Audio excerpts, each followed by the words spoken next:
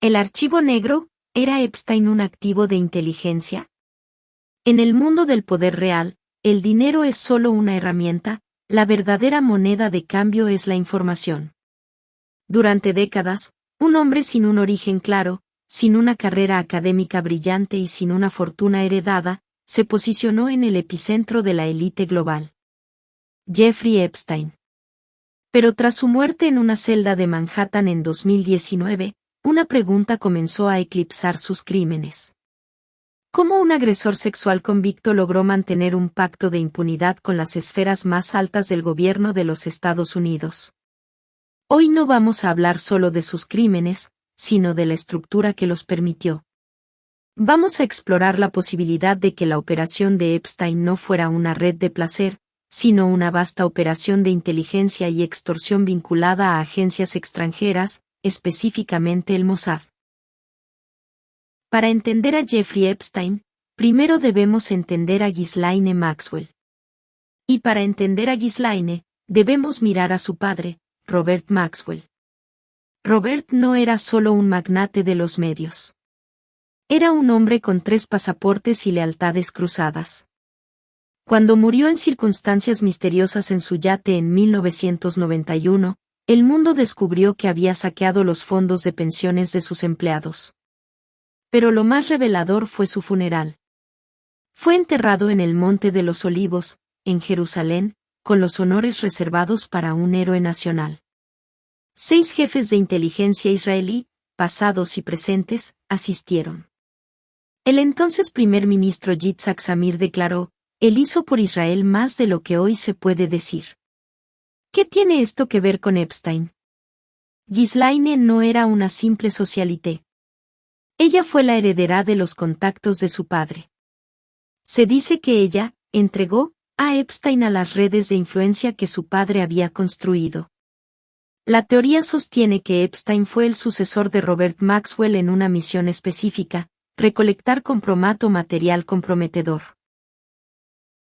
¿Por qué científicos de renombre, expresidentes y directores de tecnología frecuentaban la isla de un hombre con antecedentes penales? La respuesta podría estar en las paredes. Cuando el FBI allanó la mansión de Epstein en la calle 71 de Nueva York, encontraron algo más que evidencia de tráfico, encontraron un sistema de vigilancia masivo. Cámaras ocultas en dormitorios, baños y salones. Según testimonios de ex empleados y víctimas como Virginia Giuffre, el objetivo era claro: grabar a los invitados en situaciones ilegales o inmorales.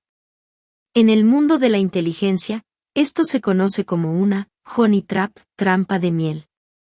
Si tienes a un senador, a un príncipe o a un CEO grabado cometiendo un crimen atroz, ese individuo deja de ser un aliado para convertirse en un activo. Puedes dictar su voto, su financiamiento o su silencio. Esta es la base de la sospecha de que la red de Epstein servía para ejercer un grado de control externo sobre las decisiones políticas y empresariales de los Estados Unidos. Hay un nombre que resuena en esta trama: Alexander Acosta. En 2008, como fiscal de Florida, le otorgó a Epstein un acuerdo de culpabilidad tan indulgente que fue calificado como una burla a la justicia. Epstein solo cumplió 13 meses en una prisión privada donde podía salir a trabajar durante el día. Años después, cuando se le cuestionó a Acosta por qué fue tan blando, su respuesta, según fuentes del equipo de transición de la Casa Blanca, fue escalofriante: "Me dijeron que Epstein pertenecía a la inteligencia y que lo dejara pasar". ¿A qué inteligencia se refería? Personajes como Ari Ben Menasseh, un exoficial de inteligencia israelí, han afirmado públicamente que Epstein trabajaba para el Mossad. El objetivo era asegurar que los políticos estadounidenses mantuvieran una postura pro-Israel inquebrantable mediante el chantaje. Si bien el gobierno israelí niega esto oficialmente, los vínculos de Epstein con figuras como Ehud Barak, quien visitaba sus residencias con frecuencia, mantienen la sospecha viva. ¿Era la isla de Epstein un centro de recolección de datos para una potencia extranjera? La muerte de Jeffrey Epstein en una celda de alta seguridad, mientras las cámaras fallaban y los guardias dormían, es el capítulo final de un encubrimiento que dura décadas. Si Epstein era un activo de inteligencia, su valor terminó en el momento en que se volvió una carga pública. Los archivos desclasificados recientemente nos dan nombres, pero no necesariamente justicia. Nos muestran fotos de Bill Clinton, registros de vuelo de Donald Trump, menciones al príncipe Andrés y a Bill Gates. Pero lo que no muestran es el contenido de los vídeos que Epstein supuestamente guardaba en su caja fuerte. Si esos vídeos existen, ¿quién los tiene ahora? Sigue la extorsión vigente incluso después de la muerte del extorsionador. El caso Epstein no es un cuento de hadas perverso, es una radiografía brutal de cómo funciona el poder en las sombras, donde la moralidad es sacrificada en el altar de la estrategia geopolítica.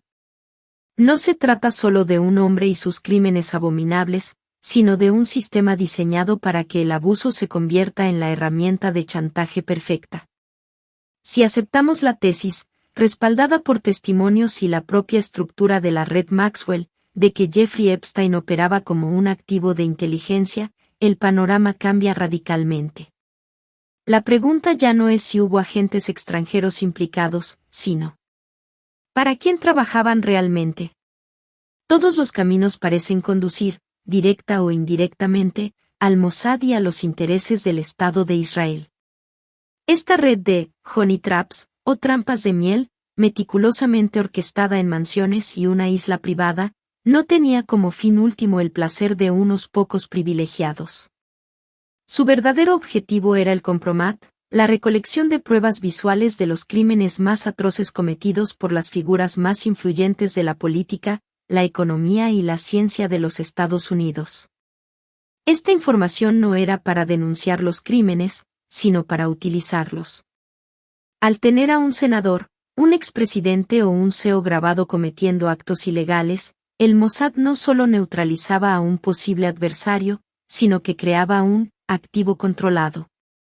Podían dictar votos en el Congreso, asegurar financiamiento militar masivo, influir en la política exterior en Oriente Medio y garantizar un apoyo inquebrantable de la superpotencia estadounidense a los intereses de Israel, bajo la sutil pero constante amenaza de la ruina total. La muerte de Jeffrey Epstein en esa celda de Manhattan, en circunstancias que desafían toda lógica de seguridad, es el sello final de un encubrimiento que dura décadas. Su valor terminó cuando se volvió una carga pública.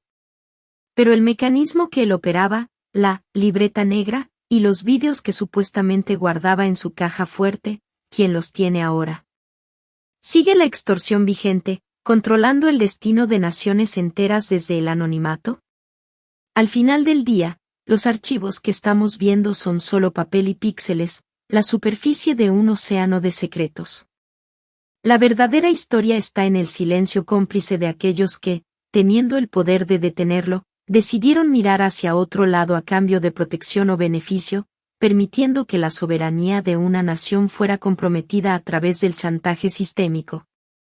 La pregunta que debemos hacernos no es solo si Epstein era un espía, sino cuántos Epsteins siguen operando hoy bajo la protección de banderas y agencias que consideramos aliadas, manipulando el ajedrez global con la moneda de cambio más sucia, la dignidad humana.